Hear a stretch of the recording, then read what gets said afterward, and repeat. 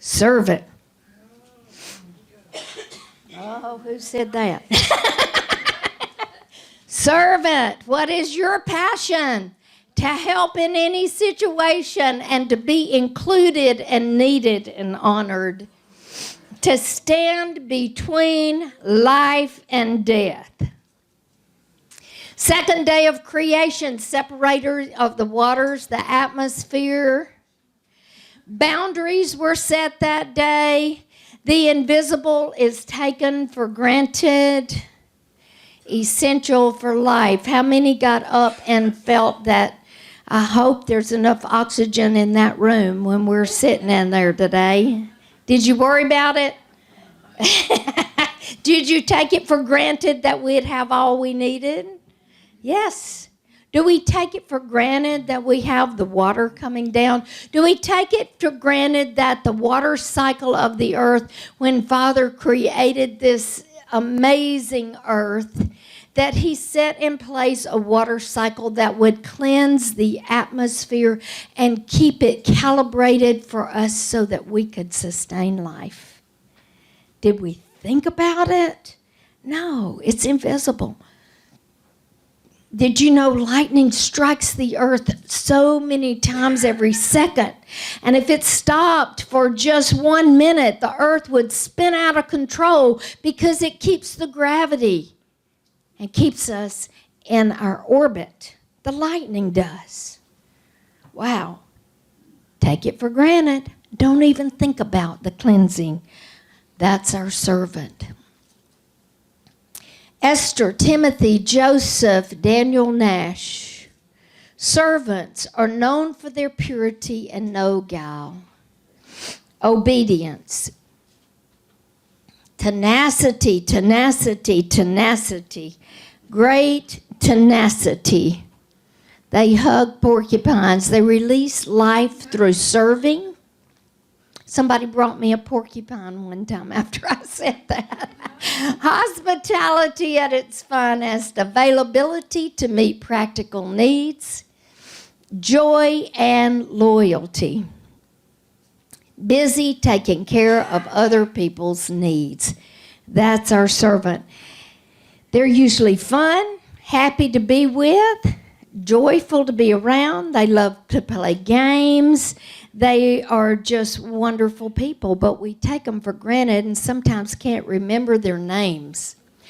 On the carnal side, remember the carnal.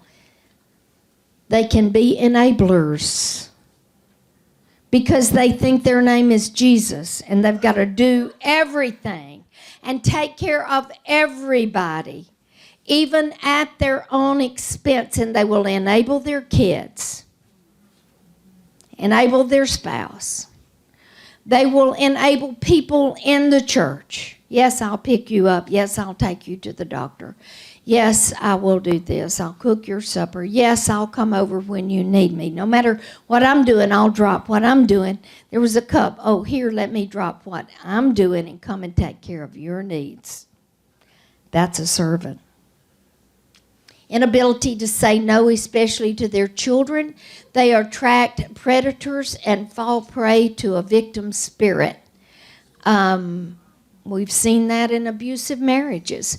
Servants feel that they deserve the abuse that they get.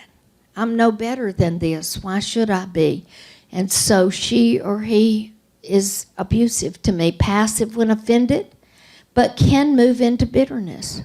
But they'll keep it hidden. They'll keep on serving and keep it hidden. But they can be very passive. Oh, that's okay. Didn't hurt my feelings. Feel that they really don't count. They have a spirit of illegitimacy.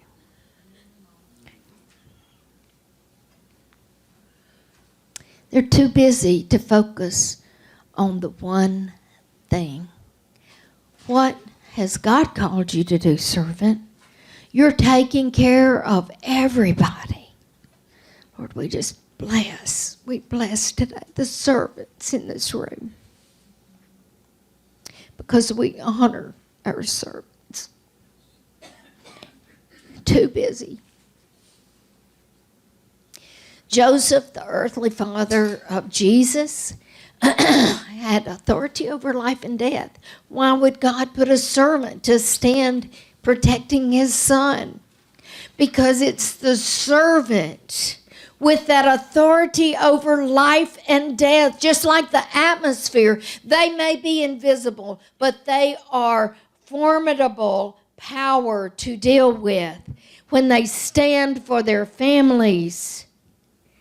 Powerful spiritual warfare that we have not seen, but God is calling servants in this hour to rise up, because what we see with this little virus, I'm telling you, God's calling servants to stand up into the atmosphere and say no.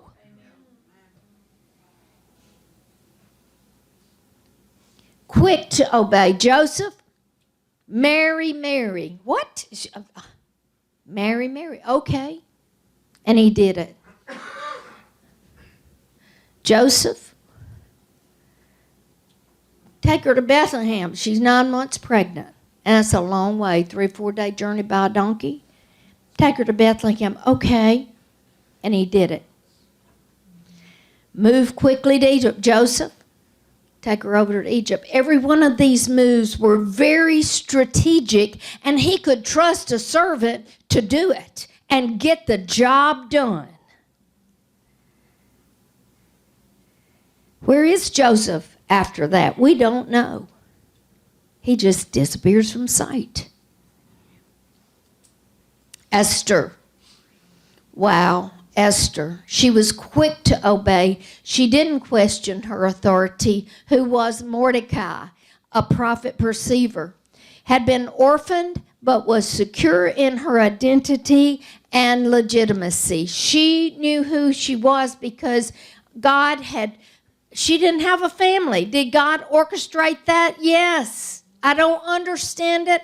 I do not understand the ways of the Lord, but I know that he uses every circumstance to shape us for our destiny. She was able to walk into the king's chambers uninvited, standing between life and death for her people, to petition him to come to a banquet. Now you think, if we're fixing to fight a war and we're fixing to save a nation, what would you choose? I'd probably get a sword. Well, she got a cup of coffee. A banquet. She knew what was at her disposal. And here's the thing about servants. They're observant. They may be quiet. They may be laughing, but they know how you like your coffee. And they know like you like blue.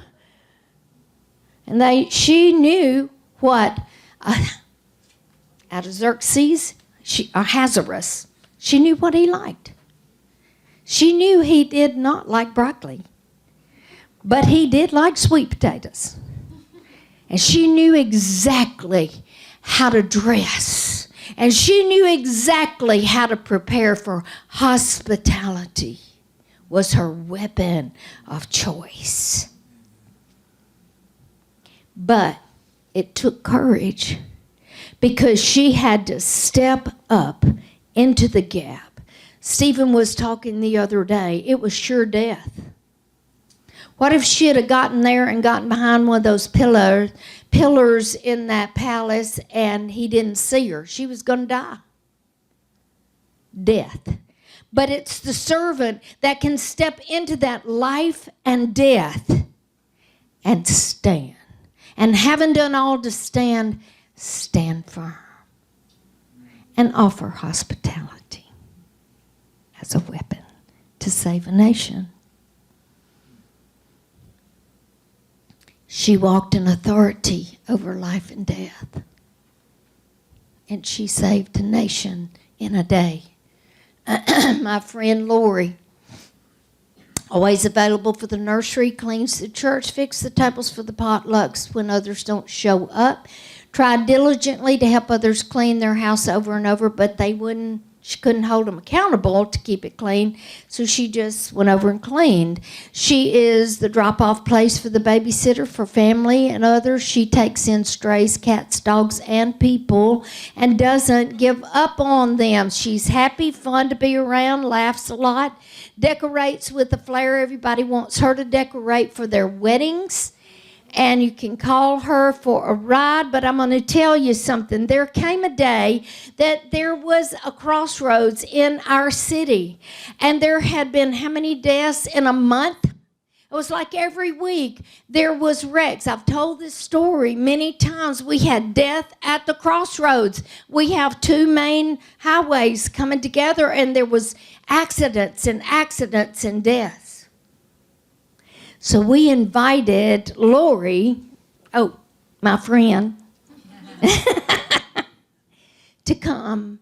And our church went there, and we took communion on that busy intersection.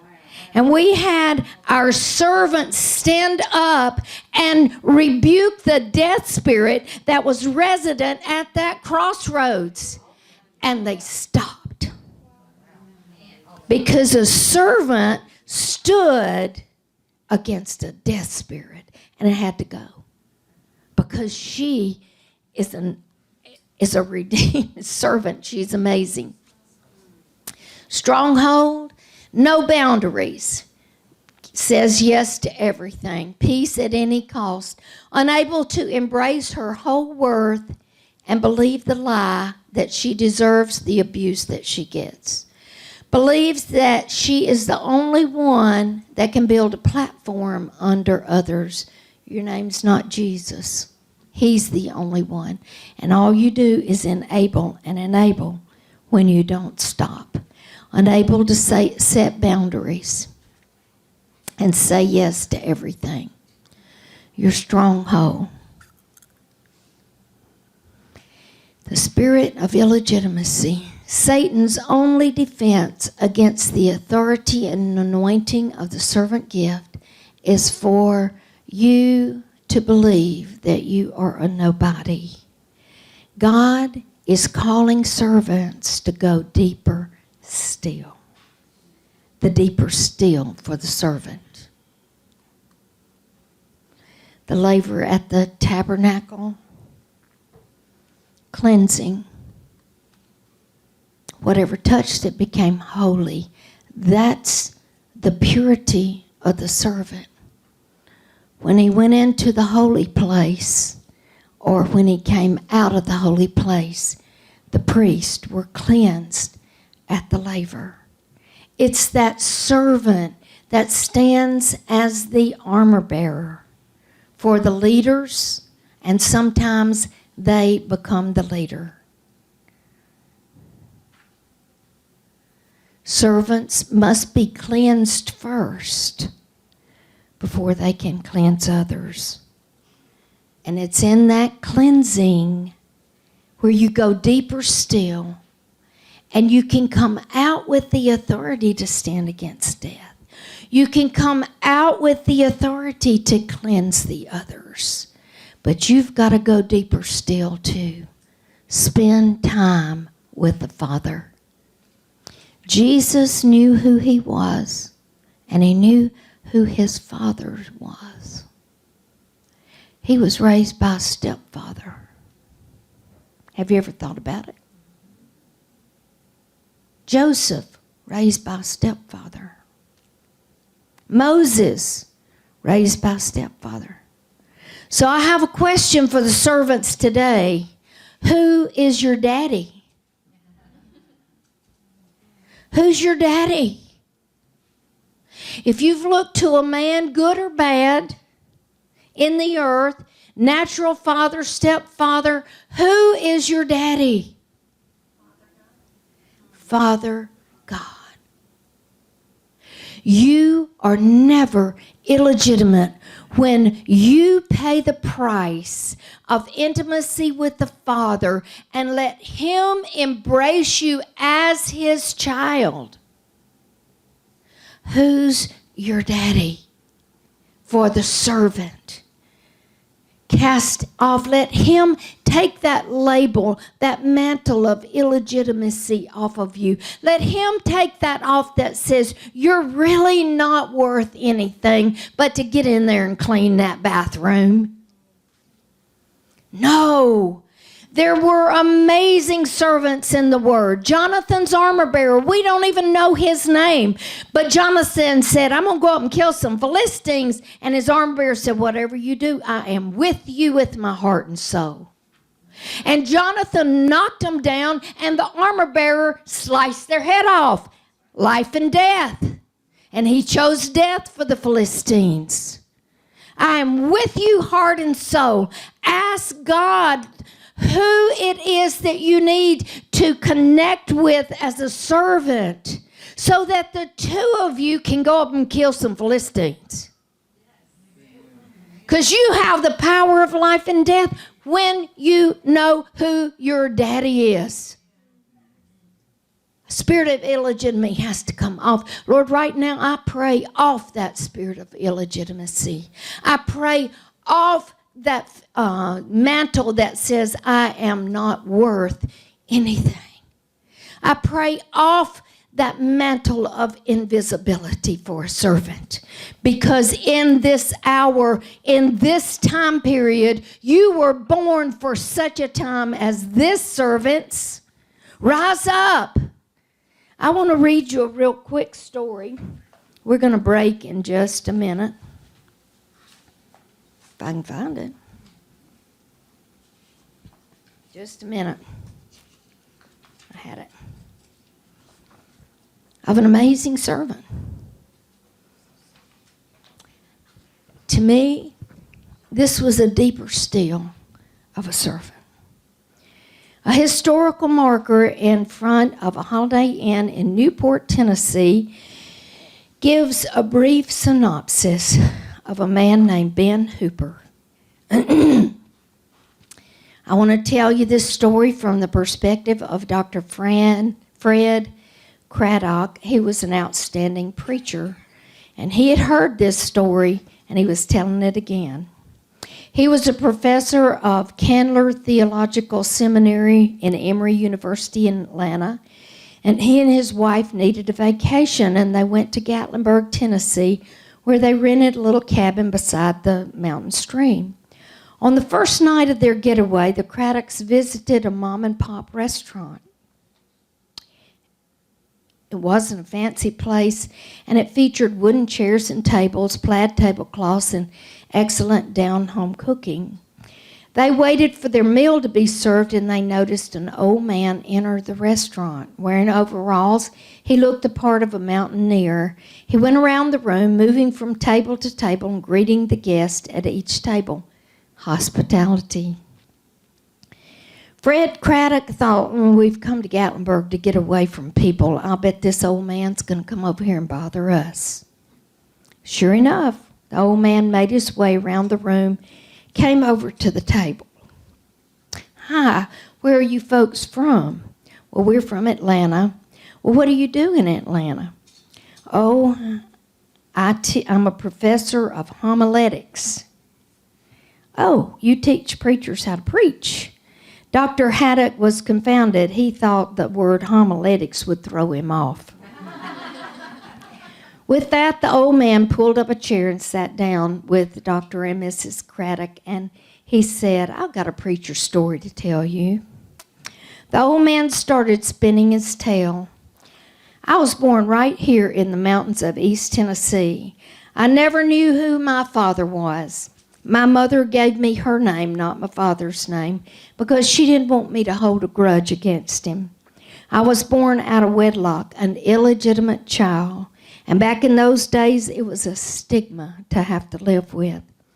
I always felt badly about myself. When I was growing up, my classmates at school said some really unkind things to me and about me. When I went to town on Saturday, I had the feeling that people were talking about me behind my back. After I was born, my mother did not go to church anymore because she didn't feel welcome. My grandmother knew how important it was for me to attend worship. So every Sunday she took me to a little Methodist church nestled against the hillside. We would arrive just as the service started so we could avoid speaking to anyone. We would sit on the back pew, and when the service was over, we would leave immediately after the benediction and scoot right out the door because we didn't want to talk to anybody. I'd listened to that preacher, and I didn't like him very much. He was a large man with a big booming voice, and he had bushy eyebrows that jumped up and down when he preached. And he shook his finger a lot. I always had the feeling he was pointing right at me, and that booming voice and that pointing finger were quite intimidating. I was afraid of that preacher. For 14 years, we've been going to that little church. One Sunday, as we started to leave, the usher stopped us at our usual exit. You can't go out that way. We've had a winter storm and the ice and snow have covered up the steps. It's not safe. You got to go out the side door. For the first time, I found myself caught up in a line of people headed down to speak to that preacher. I didn't want to talk to him. He frightened me so much, and I was walking down the aisle, glancing to the left and the right, and I saw the side door, and I saw my opportunity to make an escape. And as I started to the exit, I felt an enormous hand on my shoulder. I whirled around, and I was staring straight into the face of the preacher. The preacher asked me the question that I dreaded for 14 years. Boy, who's your daddy? The silence was deafening. Then the preacher looked at me and he said, "Oh, wait. Now I see the resemblance. You're God's child. He's your father. You look just like him."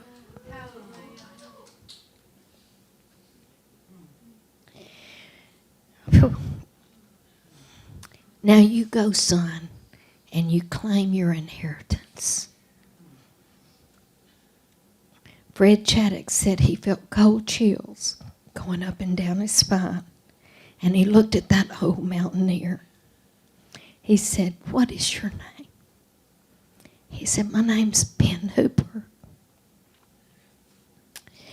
Then Dr. Craddock remembered his own grandfather telling him a story about an illegitimate boy who grew up in East Tennessee. A boy who became an attorney. A boy to whom the people of Tennessee elected 2 terms and served longer than any governor in the history of Tennessee. Who's your father? Who's your daddy?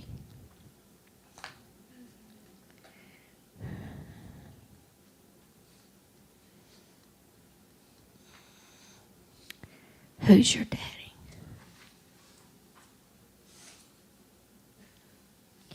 Jesus knew who his daddy was. Because he had been beat. He had released forgiveness that day. And he was being obedient to his daddy. But they kept saying, "Who are you anyway? Get down off that cross. You can heal others, heal yourself. You're just the illegitimate son of Mary. You don't count. You're worth nothing." But Jesus knew who his daddy was. And he reached down deep into his heart. And he said, "You can say I am illegitimate. You can say I am worth nothing, but I know who my Father is. I am the Son of the living God. I have the authority to give you life." And when that thief said, "Can I meet with you in paradise? Will you let me in?" He opened the door of hospitality to the thief. And he said, "Today I stand as the Son of God who created life, and I am hung in the atmosphere, and I'm shifting the atmosphere of the whole earth today, because today I give you life. Yes, you will be with me in paradise because I know who my Father is. So I say to you, servants, set the atmosphere for life. Understand who you are. Step into that place. Set some boundaries for yourself. Learn to say no, because you have a Father who has a destiny for you. And you can't do it because you're so busy taking care of everybody else. And that's your call. You do it well. But find the one thing He's called you to do. Hospitality, set the atmosphere for the King of Kings and Lord of Lords.